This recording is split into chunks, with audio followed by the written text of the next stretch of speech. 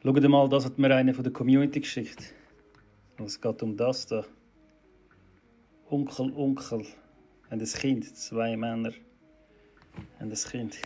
Das Problem bei dieser ganzen Sache ist, dass ein 10-jähriges Kind hat so etwas in der Schule als Hausaufgabe.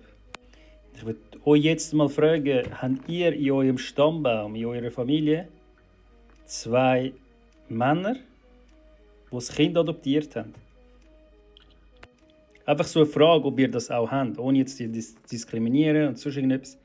Hat von euch irgendjemand das in der Familie, dass 2 Männer ein Kind haben? Ich habe nichts gegen Schwule, nichts gegen Leute, die das gleiche Geschlecht lieben. Das hat nichts mit dem zu tun. Aber da habe ich ChatGPT gefragt. 2 Männer dürfen heiraten, alles schön und gut. Da bei Stiefkindadoption kein Kommentar, aber gemeinsame Adoption, nein. Das ist in der Schweiz nicht erlaubt, was ich eigentlich auch gut finde. Und das ist meine Meinung und ich hoffe, ich darf die auch sagen, ohne dass ich jetzt die beleidige.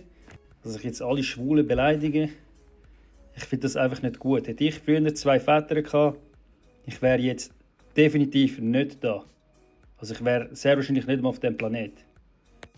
Und ich glaube, diese Meinung können mir auch sehr viele andere bestätigen. Ich würde auch nicht zu Hass schüren jetzt in den Kommentaren oder einen Hassaufruf machen, aber mich interessiert mal eure Meinung zu dem Thema.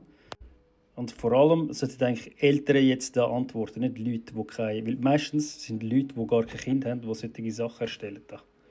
Solche Sachen, das sind für Kinder. Tut doch einfach ein Mann und eine Frau dort hin. Wieso müssen 2 Männer dort hin und das normalisieren? Wenn es nicht normal ist, 2 Männer können kein verdammtes Kind bekommen. Es ist einfach nicht möglich. Wenn sich 2 Männer in den Arsch ficken, es kommt kein Kind raus. Und ein Kollege von mir, ein Schwuler, ein homosexueller Mann, er sagt immer als Spass, also, mein Freund wird nicht schwanger, wenn ich ihn in den Arsch ficke und so. Es ist nicht möglich, weil es nicht möglich ist. Und er macht Witze darüber und ist homosexuell. Einfach, dass ich das noch... Ich muss es ja erwähnen.